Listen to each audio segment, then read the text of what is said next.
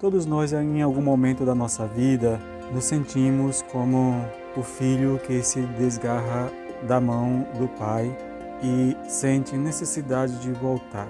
Disso nos fala o Evangelho desse quarto domingo do tempo da Quaresma no ciclo C.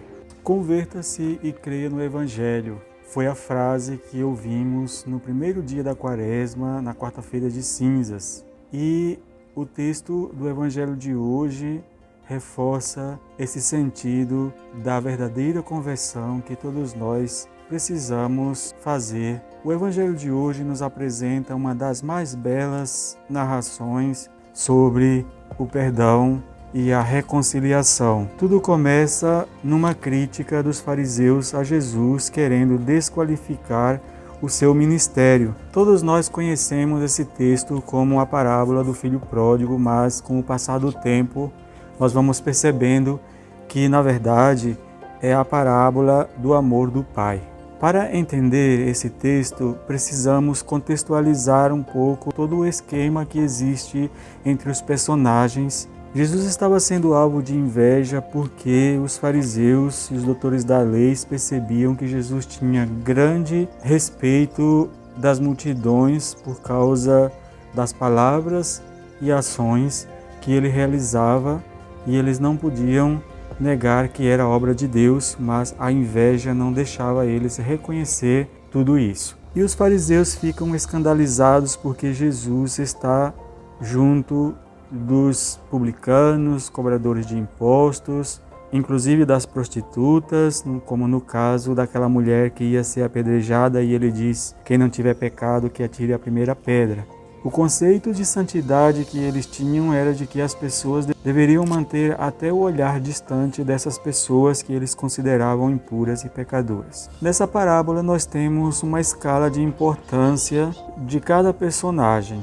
Em primeiro lugar está o pai, que ama os seus filhos incondicionalmente, independente de suas atitudes. Depois nós temos também o filho mais novo, que apesar da sua rebeldia, o pai segue amando incondicionalmente, inclusive dando-lhe a liberdade para escolher ir embora e receber a sua herança mesmo em vida.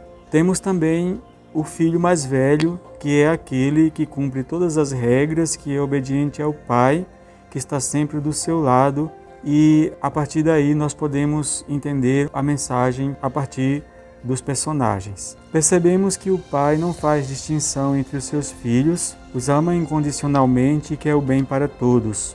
Sobre o filho mais velho, o texto nos ensina que você pode seguir todas as regras estabelecidas, cumprir todos os seus preceitos e mandamentos, seguir à risca o que está escrito, mas mesmo assim ainda pode ser insensível ao amor do pai. E sobre o filho menor, quando você enxerga somente o que ele tem, você só pensa em receber, nunca está atento para oferecer. Por isso não consegue perceber nem sentir o amor do pai, mas o que ele possui. Não espera nem a sua morte, pensa só na herança. E quando não lhe resta mais nada, é quando ele consegue entender o amor do Pai.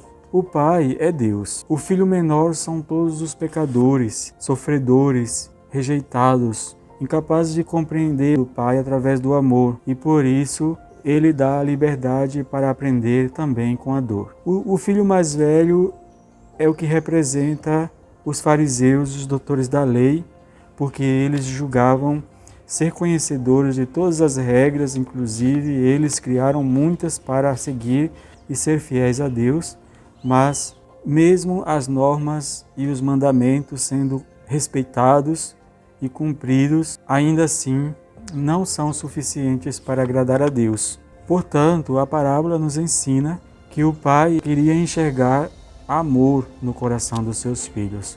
Isso seria suficiente para que eles pudessem compreender o que ele espera deles.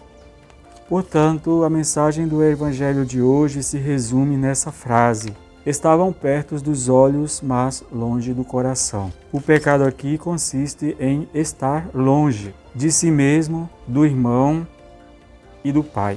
Por isso, o Evangelho termina dizendo O teu irmão estava perdido e foi encontrado, estava morto e voltou à vida. O pai sempre estará angustiado, com o olhar fixo no horizonte, esperando a volta de cada filho e cada filha que se perdem, que o abandonam. E sempre será motivo de alegria para ele o abraço do regresso. Então vamos pedir hoje que voltem para ele todos aqueles que se perderam no caminho das drogas, da violência, da desunião. Também aqueles que têm grandes responsabilidades sobre o mundo, mas têm o coração cheio de ódio e conflitos, gerando guerras e violência, morte e destruição para a vida humana, para pessoas que não têm culpa dos seus conflitos interiores, como nessa guerra na Ucrânia. Que voltem das rivalidades políticas que dividem o povo, que mata e destrói igual como qualquer outro mal. Que saibam que o Senhor sempre estará de coração aberto para recebê-los com o coração transformado depois de sofrer com suas más decisões. Que Deus nos ajude a vencer o ódio entre irmãos que existe neste mundo. Que Deus vos abençoe nesse dia. Em nome do Pai, do Filho e do Espírito Santo. Amém.